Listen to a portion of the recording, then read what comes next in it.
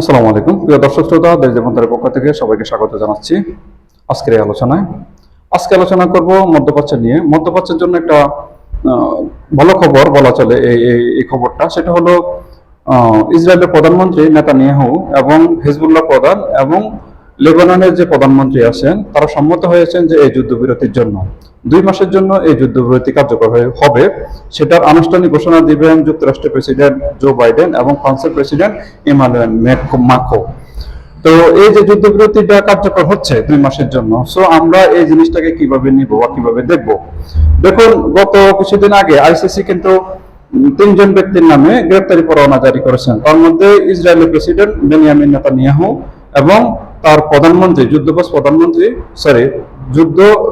মন্ত্রণালয়ের যে মন্ত্রী ছিলেন ইয়োব গ্যালান্ট এবং হামাসের আরেকজন সদস্য, তার নামেও কিন্তু গ্রেপ্তারি পরোয়ানা জারি হয়েছে। এখন হামাসের যে সদস্য তাকে কিন্তু গ্রেপ্তারি পরোয়ানা জারি হয়েছে। সচরাচর হামাসের যে সদস্য বা নেতা তিনি কিন্তু সচরাচর মুভমেন্ট করতে পারেন না, মানে স্বাধীনভাবে কিন্তু মুভমেন্ট করতে পারেন না, এরা কিন্তু আত্মগোপনে থাকেন সচরাচর। বাট বেনিয়ামিন নেতানিয়াহু উনি কিন্তু একজন প্রধানমন্ত্রী একটা দেশে, সেক্ষেত্রে তার জন্য মুভমেন্ট করা, কোনো দেশে যাওয়া, সেটা কিন্তু অবশ্যই এখন একটা বাধাগ্রস্ত হবেন। এবং তিনি এই যুদ্ধকে সঠিকভাবে পরিচালনা করার জন্য যার যার কাছ থেকে যে সহায়তা পাইতেন বা চাইতেন, সেটা কিন্তু কিছুটা হলেও বিঘ্নিত হবে। এবং ইতিমধ্যে নেদারল্যান্ড এবং যুক্তরাজ্য বলে দিয়েছেন যে যদি তাদের দেশে নেতানিয়াহু যান তাকে কিন্তু গ্রেপ্তার করা হবে, এরকম বলে দিয়েছেন। এখন ইউরোপীয় ইউনিয়নের মধ্যেও কিন্তু যে নেদারল্যান্ড বা এই যে যুক্তরাজ্য যে এই কথা বলছেন, তার মানে অনেকগুলো দেশ এই পথে হাঁটবেন বা বলবেন যে 127টা মতো দেশের মধ্যে যারা আছেন, বিশেষ করে ইউরোপের মধ্যে তিনি যাওয়াটা বা মুভমেন্ট করাটা বা কোনো দেশে সফর করাটা কিন্তু এখন তার জন্য একটু ঝুঁকিপূর্ণ হয়ে যায়। বিশেষ করে ইউরোপের মধ্যে যাওয়াটা কঠিন হবে। বাট যুক্তরাষ্ট্র কিন্তু তাকে মানে এককভাবে তাকে কিন্তু মানে সহায়তা দিয়ে যাচ্ছেন বা সমর্থন করে যাচ্ছেন। সো যুক্তরাষ্ট্রে যাওয়ার জন্য হয়তো বা তার কোনো ব্যাগ পেতে হবে না বা যুক্তরাষ্ট্রের সহায়তার জন্য। বাট সামনের দিনগুলোতে আরেকটু আমরা যদি বিশ্লেষণ করি, দেখা গেছে যে আগামী বছরের জানুয়ারির 20 তারিখে ডোনাল্ড ট্রাম্প কিন্তু ক্ষমতায় বসবেন। তার আগে জো বাইডেন এই যে যুদ্ধবিরতি কার্যকর করতেছেন, সেটা হয়তো বা এমন ভাবে তিনি ব্যাখ্যা করবেন যে তিনি ক্ষমতা থাকা অবস্থায় আমি যুদ্ধটাকে বন্ধ করতে পেরেছি।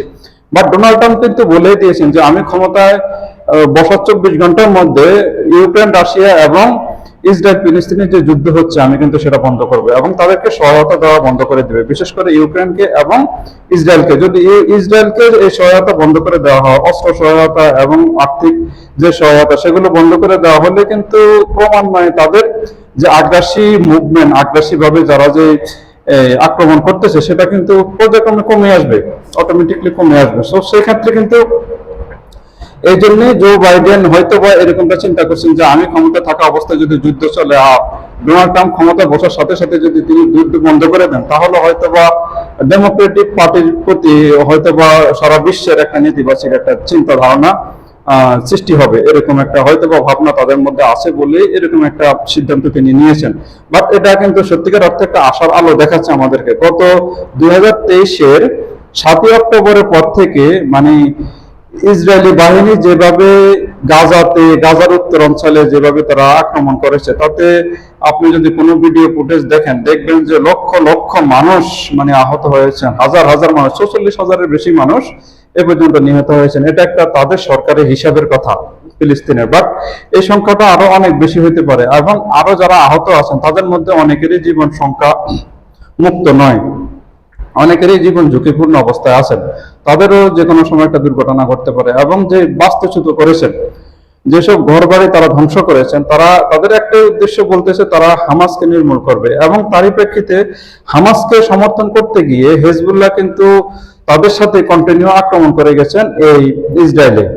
এবং এই ইসরায়েল কিন্তু খুব বেশি ব্যাপকভাবে লেবাননে আক্রমণ করেনি, বেশ কিছুদিন ধরে ইতিমধ্যে তারা কিন্তু লেবাননে ব্যাপকভাবে আক্রমণ চালাচ্ছে এবং সে আক্রমণ অন্তত পক্ষে 4,000-এর বেশি, 4,500-এর বেশি মানুষ মারা গেছেন। এটাও লেবাননের সরকারি হিসাব, বাট এটাও হইতে পারে আরো অনেক বেশি। এবং লক্ষ লক্ষ মানুষ বাস্তুচ্যুত হয়েছেন। ইতিমধ্যে আরো অনেক ঘর বাড়ি ধ্বংস করে দিয়েছেন তারা, এবং তারা কিন্তু স্থল অভিযান পরিচালনা করতেছে। বাট ঠিক এই মুহূর্তে যখন যুদ্ধবিরতি কার্যকর করা হয়েছে, তার মানে বুঝতে হবে যে অবশ্যই নেতানিয়াহু বইয়ের বিশ্ব থেকে একটা চাপে আছেন এবং একটা মানে দুশ্চিন্তার মধ্যে আছেন। তাদের দেশেও অনেক মানুষ বাস্তুচ্যুত হয়েছেন, তারা অনেকেই বিদেশে চলে গেছেন, ইসরায়েল দেশ থেকেও অনেকেই বিদেশে চলে গেছেন, এবং যারা আছেন তাদের মধ্যেও কিন্তু ক্ষোভ আছে এই বেনিয়ামিন নেতানিয়াহুর বিরুদ্ধে, যে অনেক প্রচন্ড ক্ষোভ আছে। তিনি যেভাবে আক্রমণ চালিয়ে মানুষ হত্যা করেছেন, সঠিক কোনো লক্ষ্য অর্জন করতে পারেননি, বা ইসরায়েলি অর্থনীতি কিন্তু অনেকটা ধস নেমেছে ইতিমধ্যে, কারণ ইসরায়েলের অর্থনীতি নির্ভর করে প্রযুক্তির উপরে বা অনেক পর্যটকদের উপরে, বাট সেগুলো কিন্তু একেবারে বলা চলে যে এখন একদম তলানিতে চলে গেছে। সেক্ষেত্রেও জনজীবনে কিন্তু একটা প্রভাব পড়েছে এই যুদ্ধের। সো সেই জন্যই হয়তো বা একটা চাপে থাকার কারণে হয়তো তিনিও সম্মত হয়েছেন যে যুদ্ধবিরতি কার্যকর করার জন্য। তার মানে আমরা বুঝতে হবে যে ইসরায়েল অবশ্যই একটা চাপে আছে, এবং সেই চাপটা কিন্তু প্রচন্ড একটা চাপ। দেখুন, তারা তারা যেমন গাজাতে একটা আক্রমণ চালাতে হচ্ছে, তারা লেবাননে চালাতে হচ্ছে, তারা ইয়েমেনে হুতিদের বিরুদ্ধে যুদ্ধ করতে হচ্ছে, বা এবং ইরান কিন্তু প্রস্তুতি নিচ্ছে ইতিমধ্যে আবারও পাল্টা আক্রমণ করার জন্য, ইরানও প্রস্তুতি নিচ্ছে। সো সেই ক্ষেত্রে তাদেরকে কিন্তু সারাদিক থেকে ইরানের যে প্রক্সি বাহিনীগুলো আছে তারা কিন্তু সারাদিক থেকে চেপে ধরেছে। সো সেই জন্য হয়তো বা এরকম একটা সিদ্ধান্ত তিনি নিয়েছেন যে আমরা যুদ্ধবিরতিতে যাই, তারপরে যদি পরিস্থিতি দেখি স্বাভাবিক পর্যায়ে আছে তাহলে আমরা এই যুদ্ধ বিরতিটা আরো সামনের দিকে এগিয়ে নিয়ে যাব। আদারওয়াইজ হয়তো বা তারা 2 মাস পরে আবার যুদ্ধ শুরু করতে চাইবেন। বাট যদি ডোনাল্ড ট্রাম্প ক্ষমতায় বসেন এবং তার যদি কথার কাজে ঠিক থাকে, তাহলে হয়তো বা সামনের দিনগুলোতে আর এরকম যুদ্ধ হবে না, বা এরকম সহিংসতা হবে না, এরকমটা আশা করতেছি আমরা। বাট সেটা হয়তো সময় বলে দিবে যে যুদ্ধটা কতদিন পর্যন্ত গড়ায় এবং সেটা কোন পর্যায়ে যায়, কি পরিমাণ মানুষ আরো হতাহত হয় বা নিহত হয়, সেটা আমরা সামনের দিনে দেখতে পারবো। বাট এখন যেটা বুঝতেছি সেটা হলো নেতানিয়াহু কিন্তু খুবই প্রচন্ড চাপে আছেন, দেশের ভিতরেও আছেন, দেশের বাইরেও আছেন, এটা কিন্তু স্পষ্ট বোঝা যাচ্ছে আজকে যখন বুঝতে পারলাম যে তিনি যুদ্ধবিরতিতে সম্মত হয়েছেন। সো আজকে এই পর্যন্তই, সবাই ভালো থাকবেন, আল্লাহ হাফেজ, আবার দেখা হবে অন্য কোনো ভিডিওতে।